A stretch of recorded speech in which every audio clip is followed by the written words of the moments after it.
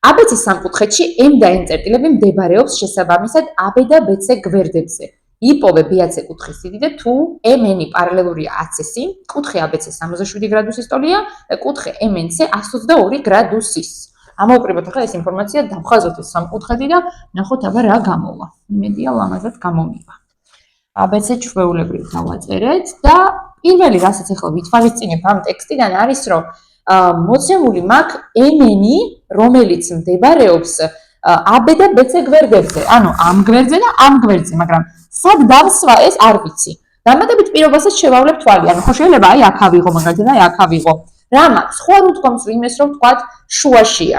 არავის უხსენებია, მაგრამ რაღაც მითხრეს რომ პარალელურია ფუძისო.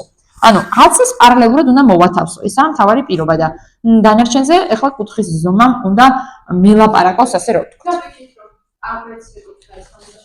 დიახ, ABC 67 გრადუსია, ანუ ეს კუთხე ABC. შუაში რომელი წვეროც მოექცა, იმ ადგილზე ვაწერთ 67 გრადუსს. 122 MNC. MNC-საც შეხება M, N და C. ისევ შუაში რომელიც მოექცა, იმ კუთხეს საზღვრავთ 122 გრადუსით. კი ბატონო, და ეხლა ჩვენი საყოვნელია, მოდი კითხვა დავსვათ, კუთხე BAC და სად მდებარეობს ნახაზზე? BAC, ანუ აწვეროსთან, შუაში რომელიც მდებარეობს იმასთან. ნუ ეს არ ვიცი. რისი გაკეთება ახლა შეიძლება ამ მოცემულობიდან გამომდინარე. რას ფიქრობ, რა გახსოვს უბრალოდ? პოზიტიური განწყობაზე გადაყვანა. ჩვენ კაი, მოკლედ ახლა ნახე რა ხდება. ეს 122 კუთხე მომცესა და დაინახე შეგეგრევე რომ BNC გაშლილი კუთხე გამოდისო, კარგი იყო ის მომენტი რომ თქვი, ანუ იგი და კუთხის პოვნა შემიძლია. ზუსტად ამ კუთხეს ამოვიწერ ახლა პირველ რიგში MNB, ხო? გამოვიყევი აბა MNB ამ კუთხეზე საუბარი ტოლია 180 გრადუსს. გამოკლებული 122. 122. რაც უდრის 58 გრადუსს. კი ბატონო, ანუ ეს გავარკვიეთ. ახლა შეგვიძლია გავაგოთ M-ის ტოლი. შეგვიძლია გავარკვიოთ თვითონ კუთხე M-ის ტოლი, ჩავწეროთ ახლა NMB ეგამბა. NMB ანუ ცდილობ ისევ შუაში მოვაწერო ისინი, რომელზეც საუბრობ, ხო? ნუ ახლა აქ კალების საუბარი მოუყვე ამერიანი, იმიტომ რომ სხვადასხვა ზომა მიიღეთ, მან ძალიან ვარ გადავკეთო ნახაზი, მომენტ დავდობებ. კარგი? ისე ზოგადად რაზე ვარ შეთანხმებული, რომ თითოეულ კალი ყოველთვის ტოლს ნიშნებს და ამიტომ გავამახვილე ახლა ყურადღება ეგრე არ მეგონას.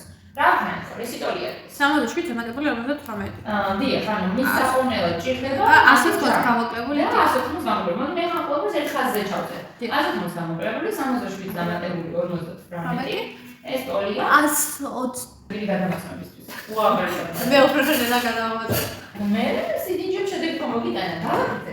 ეხლა რა ვქნა? ეს 55 გრადუსი დავაკეთე, სადაც მოუწია. ახლა რა ვშობ?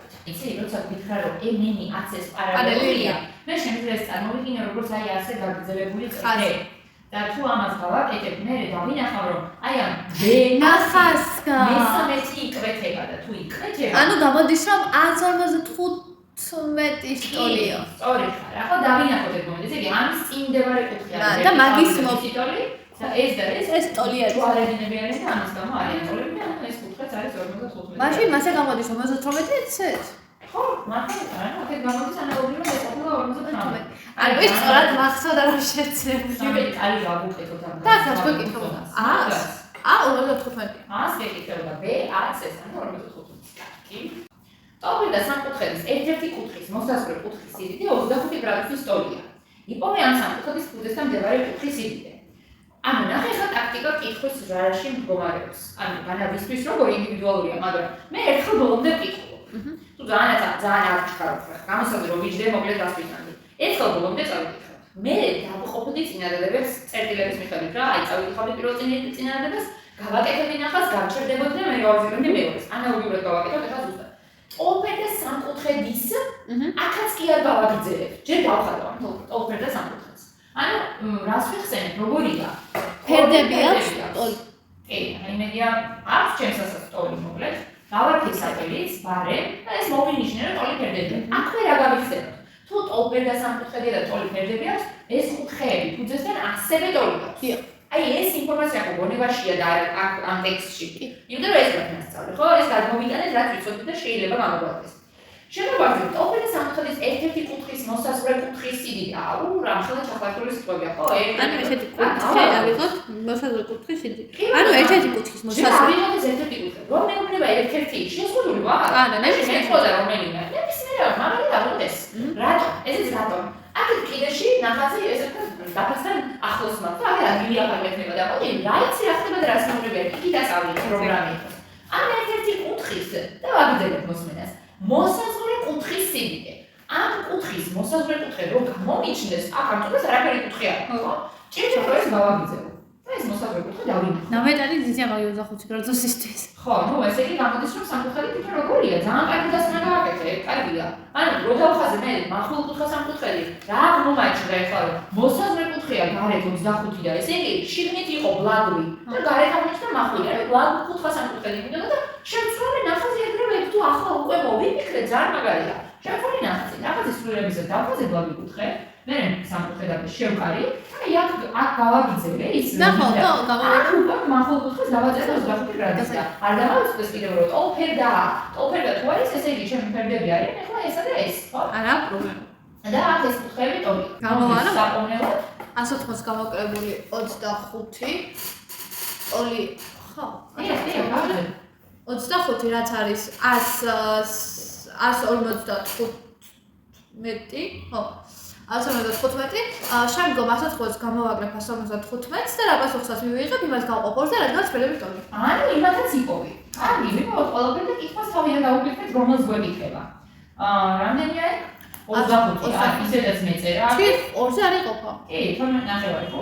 12. არა, სუდი ნიშანი. არა უშავს. რაღაც ხარ შეგოშავა. სუდის ნიშანია?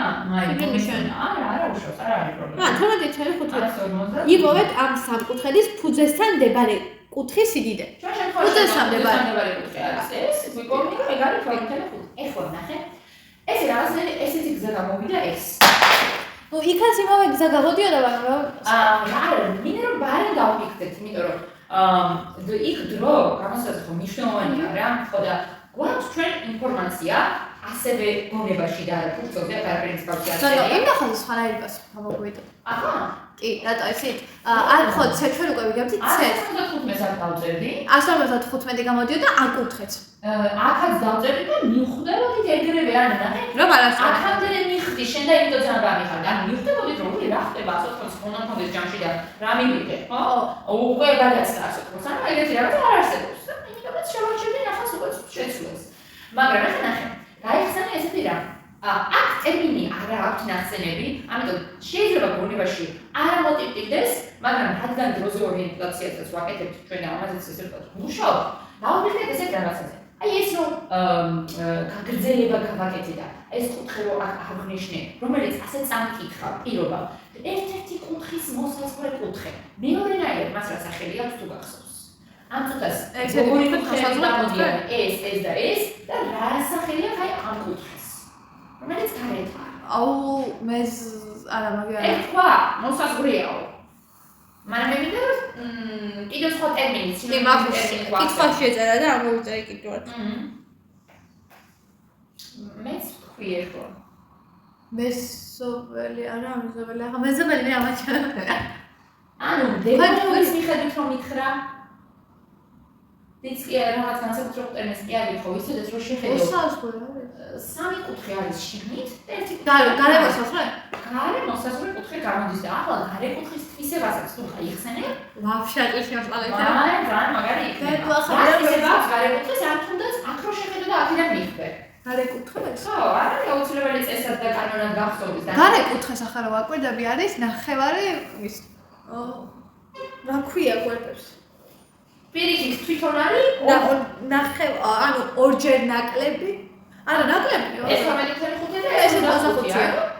ამ შემთხვევაში ტოლები რო იყვნენ 20. ამის და ამის ჯამის ტოლია თვითონ. თვითონ ხო. ანუ გარე კუთხის თვისება რა გავიხსენოთ, ეგ არის რომ გარე კუთხე ყოველთვის ტოლია, შიდა არამოსაზღვრეების ჯამის. აქ იქნებოდა შიგნით არამოსაზღვრელი, ეს მოსაზღვრელი, ის არამოსაზღვრელი. მაგრამ ჯამის ტოლი იქნებოდა აუცილებლად თვითონაც. და მაგას არ ავწვალები. მე რომ მკითხეს რომ იპოვე ფუძესთან მდებარე კუთხე, პირდაპირ ეს ზომა რაც მომცეს შემეცება მაგ ორზე, იმიტომ რომ ამ შემთხვევაში ტოლები სამკუთხედი მქონდა. ესეა. ოკეი. კარგი. ესე იგი, ისევ ტექსტს ვკითხულობთ მთლიანად, მე ეპიზოდ ვარჩევთ, ჩერდებით, ხო? ანუ განაქართულში რა ეგრე არ აკეთებ, ეგრე აკეთებ, ხო? და ეხლა საქმეც მაგაშია, რომ ზოგადად ეს ტაქტიკები და ტექნიკები ყველაფერს უნდა მოარგო. სამკუთხედის კუთხეების გრადუსული ზომები ისე შეეფარდება ერთმანეთს, როგორც 1, 3, 5 და იპოვებ ბლაგვი კუთხის სიდიდე, ხო? როგორ? რაღაცა თითქოს დირიჟორი ვიყავი.